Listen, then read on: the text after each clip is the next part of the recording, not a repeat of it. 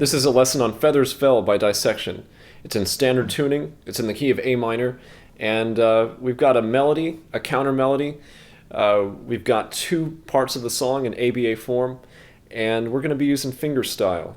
So I'm going to be using my thumb, my P finger for every bass note, and I'm typically going to be using my I finger for the G string, M finger for the B, and A finger for the E. There will be exceptions which I'll point out, and I'm going to be referring to the note names, but if you get lost, just check out the tab. So here we go. So this is the A section. We're basically going to play it twice and have two different endings. And we're going to start with this A minor chord shape that becomes an A sus4. You kind of need to have your pointer and your pinky ready on this B string. And we start with the melody. We're going to go E, open E. We got D, third fret of the second string, and then we play the third melody note with the bass. We're going to play the first fret of the B string, which is C, with the bass note E, second fret of the D string. So here's what we got.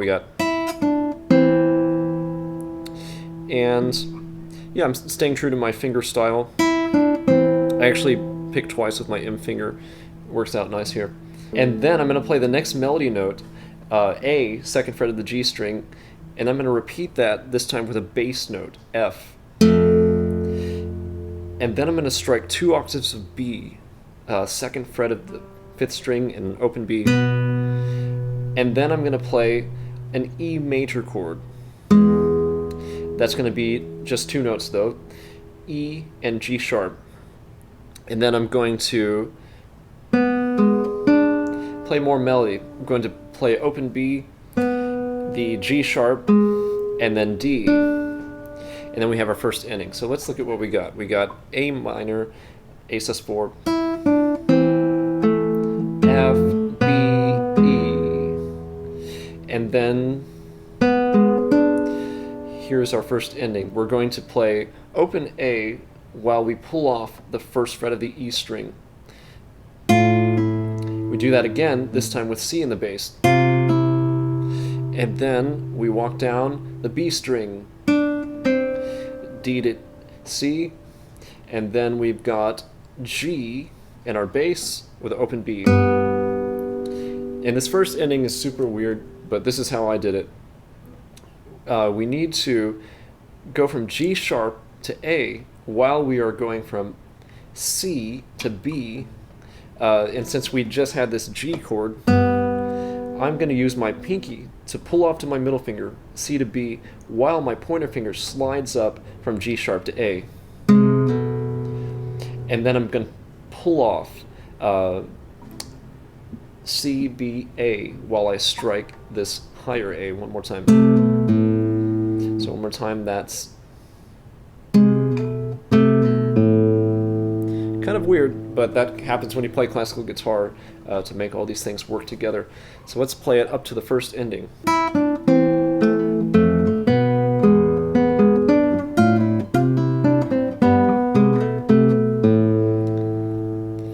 The second ending is a little easier actually. It's just going to go like this. We have E major, that's E and G sharp, followed by the open E, and then we play an A octave. Let me show you how that second ending works when we repeat the A section.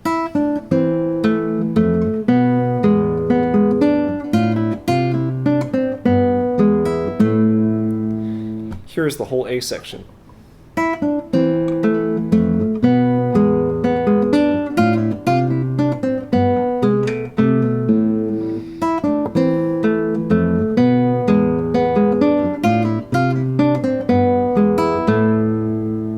So here's the B section. It works a lot like the A section. It's going to repeat, and we have different endings, two different endings. And sometimes there are three voices at once. We're going to see a lot of octaves. So just like the A section, let's start with the melody. And it might be a good idea to have your thumb resting here on the A string because you're going to use that pretty soon. So I'm going to play C and B with my fourth and third finger. I'm going to use my A and M to pluck that, and then I'm going to play 3 octaves of A. While that's going, I'm going to play this open E, and then I'm going to play the next bass note, open A while I play this octave of G. And I'm using my P, I, and A fingers. And when I strike this next octave without the bass, I'm going to use my I and A fingers. And then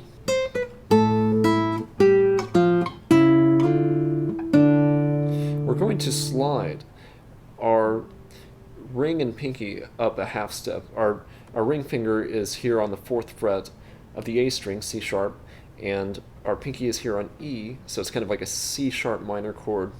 And that slides up a half step to D and F.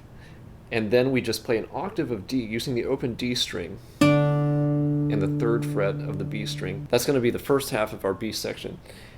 The second half also starts with a melody. We're going from B to A, and this time we're going to get an octave of G sharp on both E strings, so we're going to bar.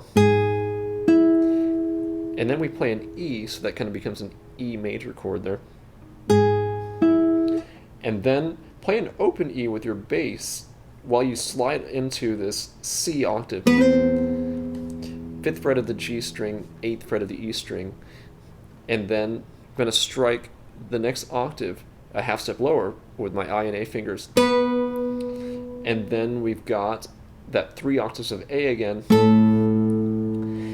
And this is 3 hammer-ons all at once. This is pretty nuts. This is A hammering onto A sharp, E hammering onto F, and this E hammering onto F.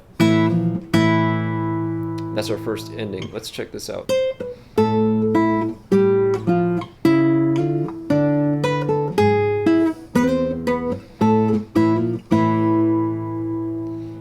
Now we're going to do it again just with a different ending.